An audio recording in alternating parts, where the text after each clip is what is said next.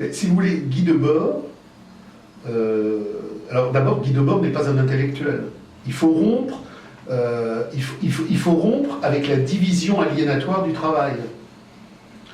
Un intellectuel, c'est pas quelqu'un qui pense, c'est quelqu'un qui congèle le penser dans une relation narcissique, prétentieuse et égotiste. L'intellectuel a la prétention de découvrir, l'intellectuel a la prétention de créer. Or, Marx nous a appris, reprenant les présocratiques et Hegel, que chaque fois que je dis quelque chose d'intelligent, que chaque fois que je dis quelque chose de profond, je ne fais qu'épouser la naturalité du cosmos qui parle en moi et que je recueille.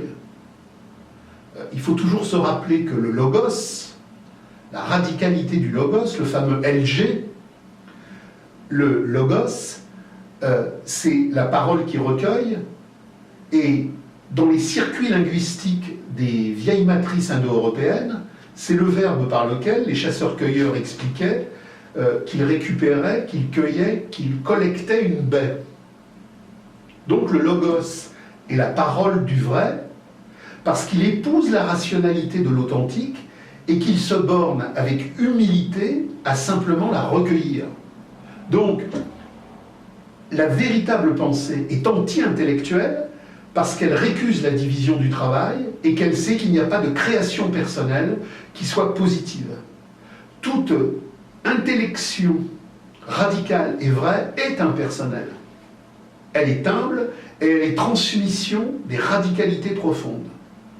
Quand un type dans un bureau avec 3 bouquins commence effectivement à gesticuler la création personnelle, on est dans l'imposture narcissique du fétichisme de la marchandise. Donc, Guy Debord n'est pas un intellectuel, parce qu'un intellectuel, c'est la contre-pensée. Un intellectuel, c'est la pensée du faux omniprésent. Et d'ailleurs, chaque fois que dans l'histoire de l'humanité, un mythe de dressage social est apparu, qu'est-ce que fait l'intellectuel ? Que le mythe soit de gauche ou que le mythe soit de droite, dans la culture narcissique de la représentation, il épouse le mythe et il en est le représentant de commerce. Donc Guy Debord, c'est un homme qui pense, et c'est surtout pas un intellectuel. Et c'est quelqu'un qui, à un moment donné, va comprendre, notamment dans la dialectique du renversement, qu'il ne peut pas y avoir d'art critique, et que l'art est une imposture. Passant par le lettrisme et toute une série de canaux artistiques, il va comprendre que la religion, l'art, sont des champs séparés qui ont émergé à la révolution néolithique au sortir de la communauté et qu'ils sont notre emprisonnement dans la séparation.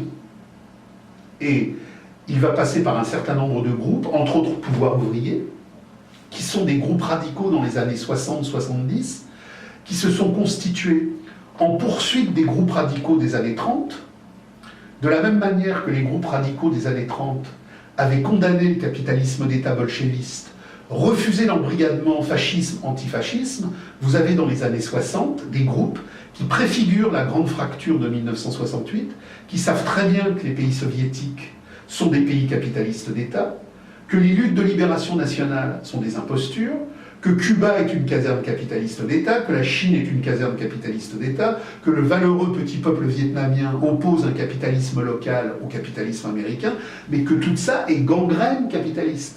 Et donc, dans ce groupe, va émerger des jalons de conscience radicale qui font qu'à un moment donné, Debord, comprenant cette radicalité et l'exprimant, rien ne vient de Debord. Tout vient du temps qui passe en Debord. C'est-à-dire qu'il y a toujours, à un moment donné, au carrefour de toutes les expériences humaines, un groupe qui synthétise les articulations du souterrain historique qui travaille, ce que Marx appelait la vieille taupe. Bien travailler, vieille taupe. Il y a le souterrain historique qui travaille, et il y a toujours un groupe qui est le plus en mouvement d'avancée critique. Et dans ces groupes où il y a le plus d'avancée critique, il y a toujours un ou deux individus qui sont encore plus en avancée critique, non pas parce qu'ils seraient plus intelligents ou parce qu'ils seraient une avant-garde, mais parce qu'ils sont la cristallisation objective des matérialités de l'histoire en travail.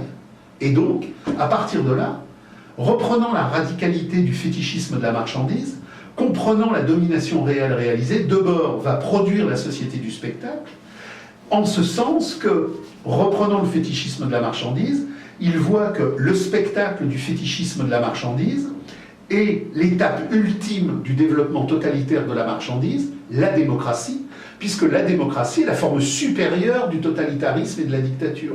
La démocratie est la forme parfaite de la liberté despotique du profit. Et donc, il va faire une critique radicale, mais cette critique radicale, elle va tellement loin qu'elle n'est pas réintégrable. Elle n'est réintégrable que par fractionnement, censure, imposture, découpage et inversion.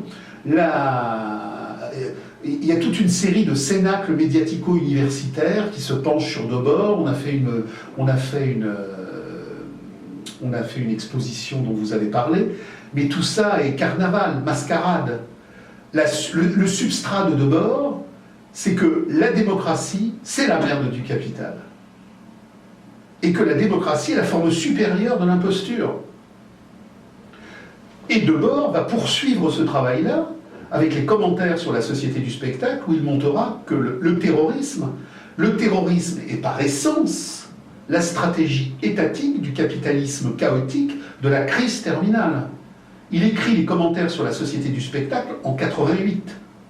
Mais il écrit les commentaires sur la société du spectacle en 88 à partir de l'exemple italien, où il rappelle qu'Aldo Moro a été assassiné par l'État italien, que toute la stratégie de la tension est une stratégie État italien, OTAN, et que c'est effectivement tout le mouvement de l'impérialisme américain de la marchandise qui est derrière le terrorisme.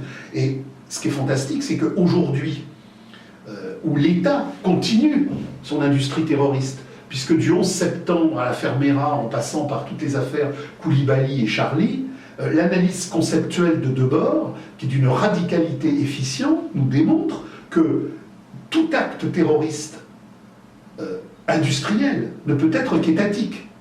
Si vous avez une crise de folie et que vous mettez un pétard dans une poubelle, c'est possible, mais ça n'a pas d'effet.